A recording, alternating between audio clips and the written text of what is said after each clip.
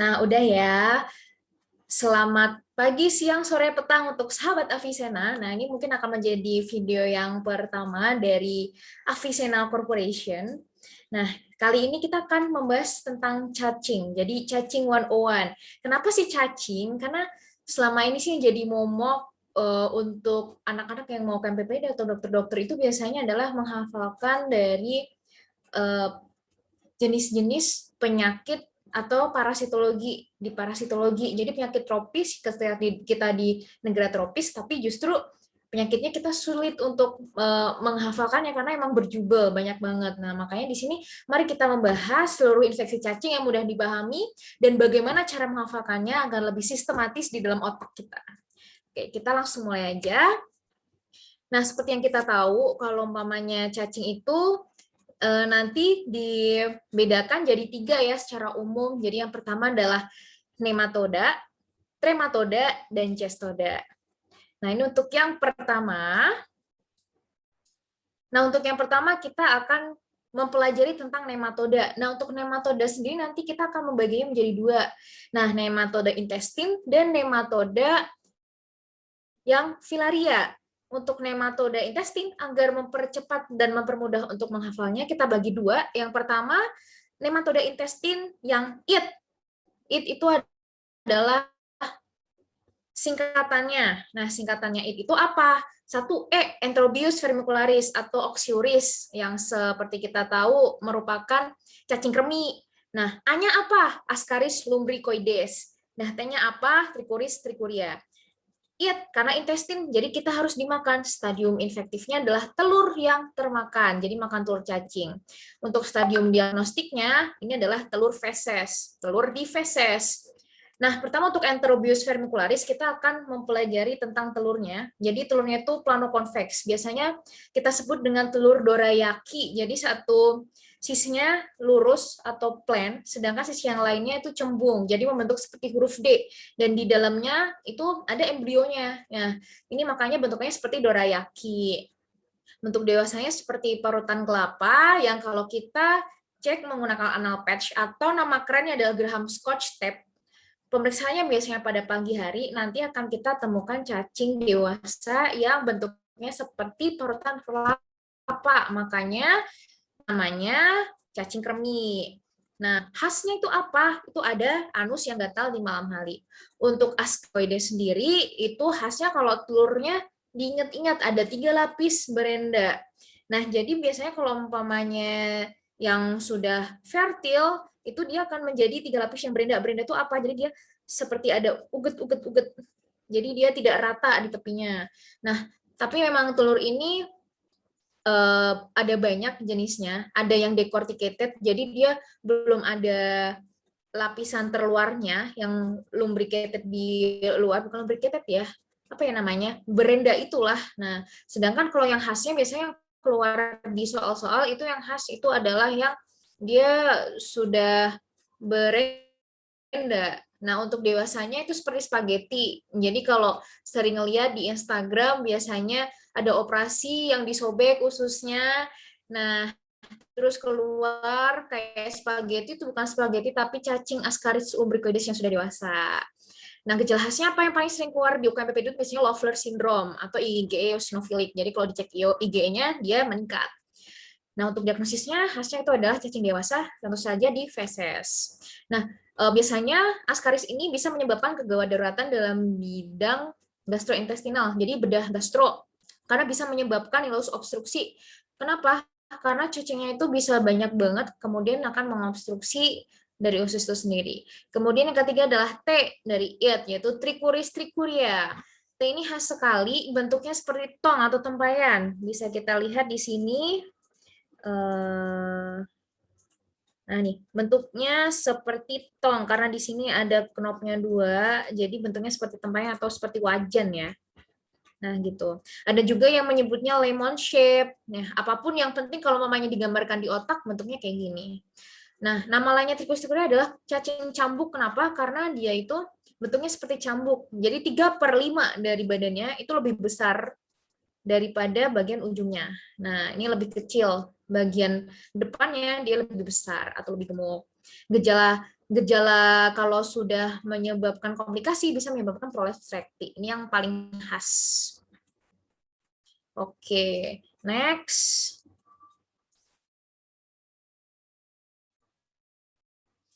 Kemudian untuk nematode yang kedua, tadi kan sudah it, ini masih intestin, tapi kita singkat dengan sun. Kenapa sun? Karena biasanya anak-anak kecil yang nggak pakai sandal, itu sun. Nah, itu bisa menyebabkan si cacing masuk lewat kulit, nanti menyebabkan cutaneous larva migran. Nah, stadium infektifnya di sini namanya nematodenya yang filariform infektifnya. Untuk diagnostiknya tetap ya masih di feses. Nama lain nematode intestin yang sun ini nanti ini semua namanya adalah cacing tambang. Apa aja sih cacingnya? Yang pertama adalah Strongyloides. Nah, sebenarnya ini untuk telurnya nggak terlalu khas, tapi sebenarnya mirip dengan Ankylostoma dan Necator americanus.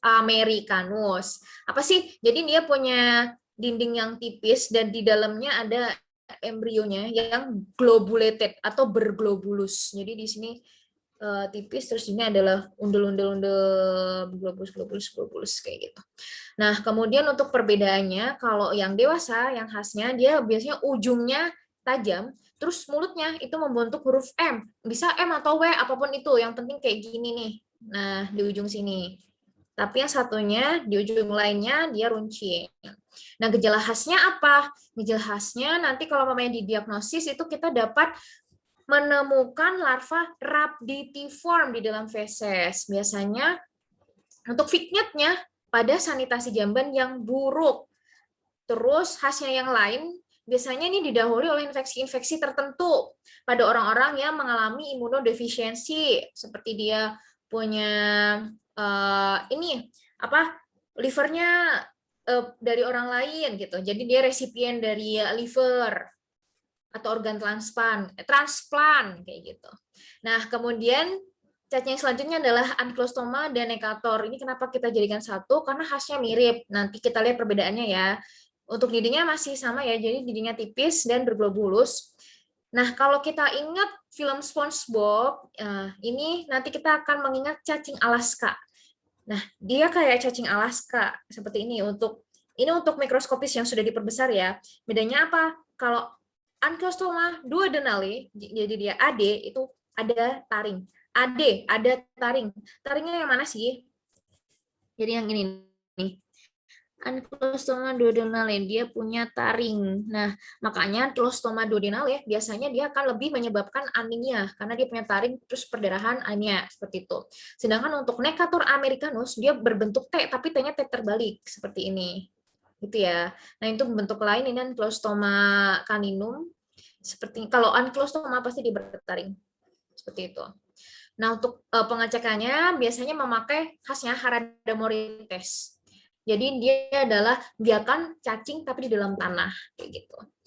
Nah, khasnya lagi ya itu sih karena dia kan cacing tambang. Jadi dia gatel-gatel di kaki karena sering nggak pakai sendal kayak gitu. Next.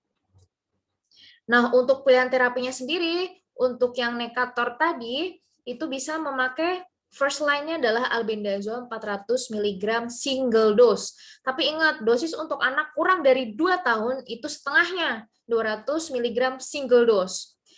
Nah, untuk anak kurang dari 1 tahun, dia kontraindikasi albendazole, sehingga biasanya kita memberikan pirantel pamoat. Nah, ini contoh obatnya apa? Ini paling sering ini. Biasanya dia pakai Combatrin. Combatrin ya. Kalau nggak ada albendazole gimana dok? Gitu kan. Nah, kita makanya mebendazole. Mebendazole M, berarti ada M-nya, angka 5. Jadi dosisnya 500 mg single dose. Ini untuk askaris ya. Jadi untuk non askaris beda dosis. Dia makanya cuma 2 kali 100, tapi lagi karena M jadi dia harusnya 5 hari. Nah, kemudian karena kita tahu tadi kalau Necator yang filaria, dia itu kan bisa lewat kulit menyebabkan cutaneous larva migran.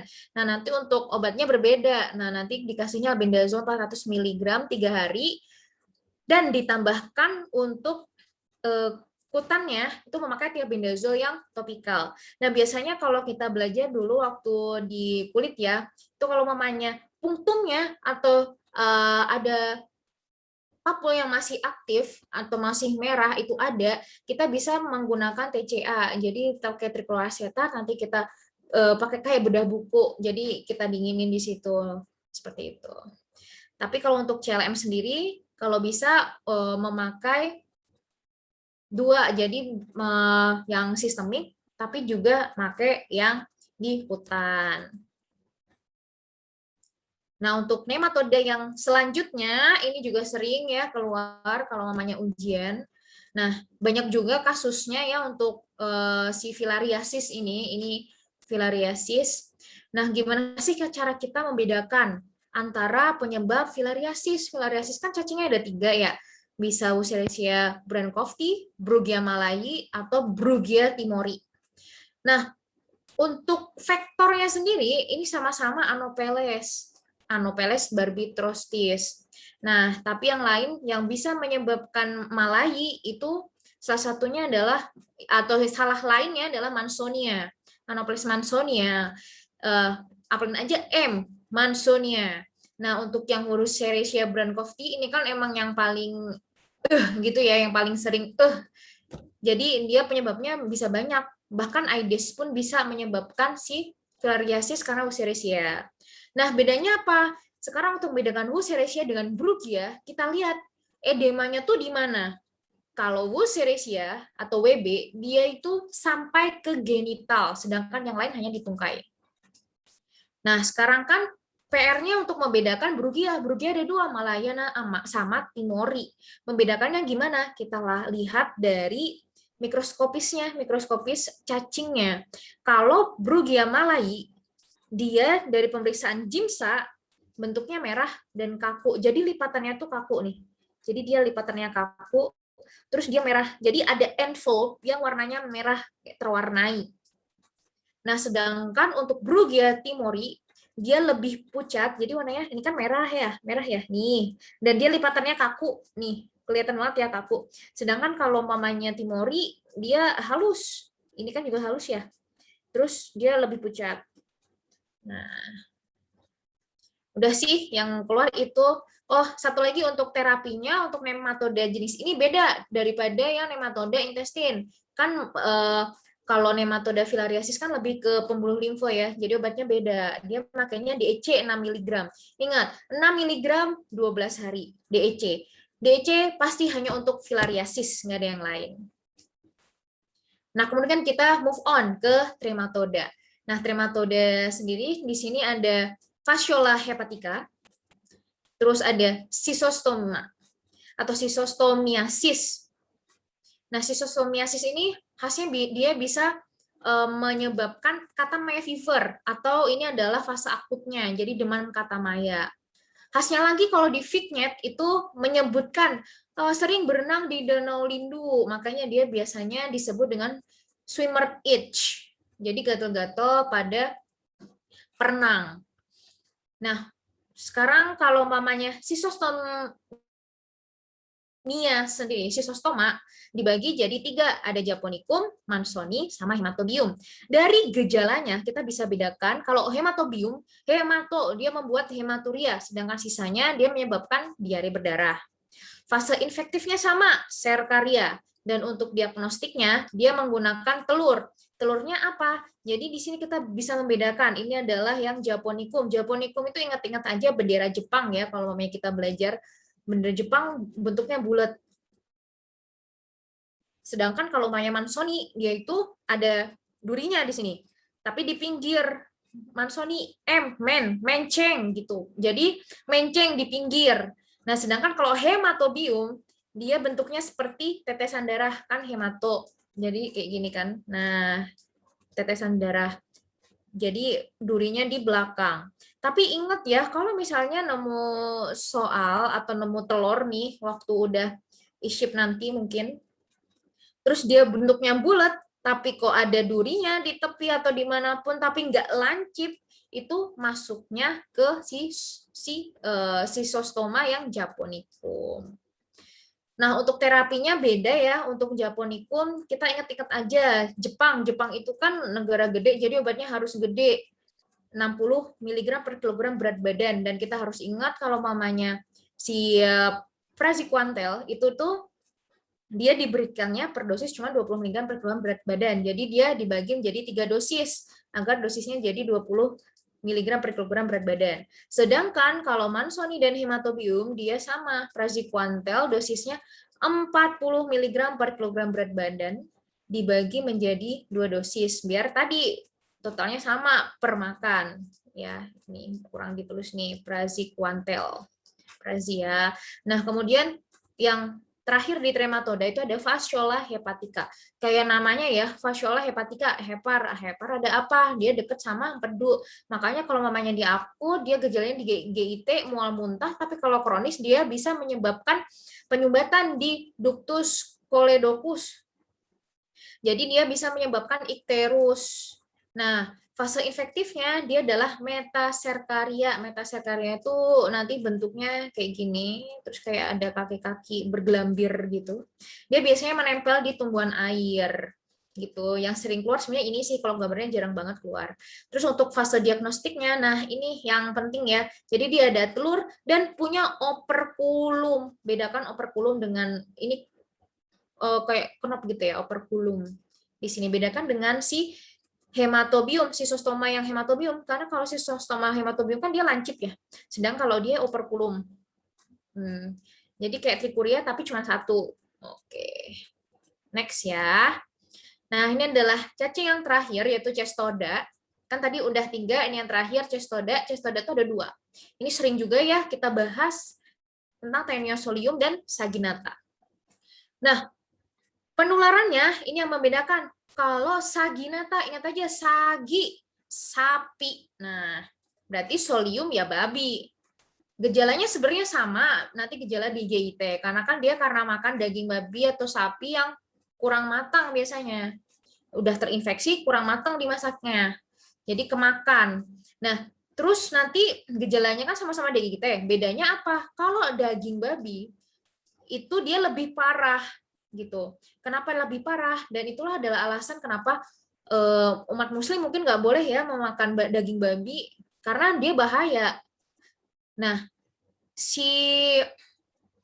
siapa namanya tadi Taeniosolium ini, dia kalau mamanya kistanya yang termakan, dia tuh nanti bisa nyampe dan menembus barrier otak.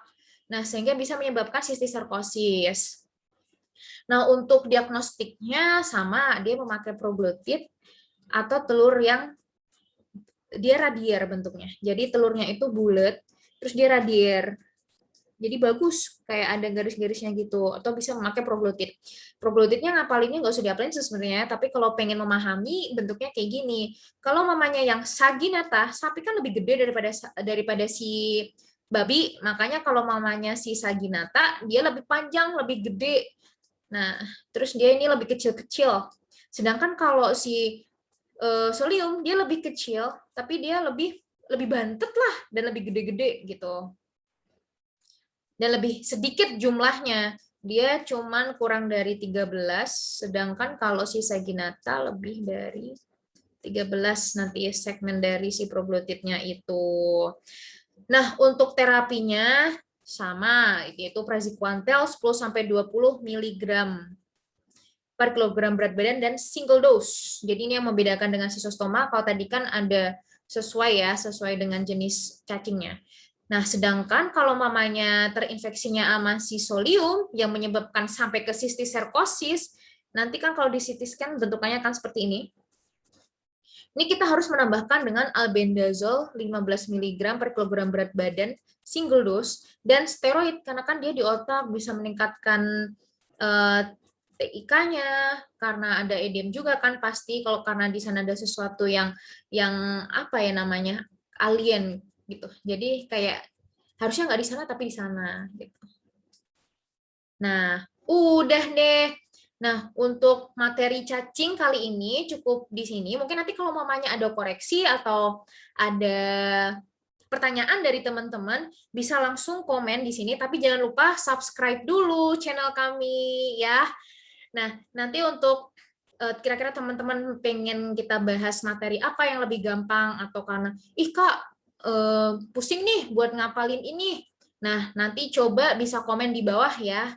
untuk kita bahas bareng-bareng gitu ya. Jangan lupa subscribe dan juga follow Instagram kami ya. Oke, bye sahabat Avicenna. Insya Allah, keren banget.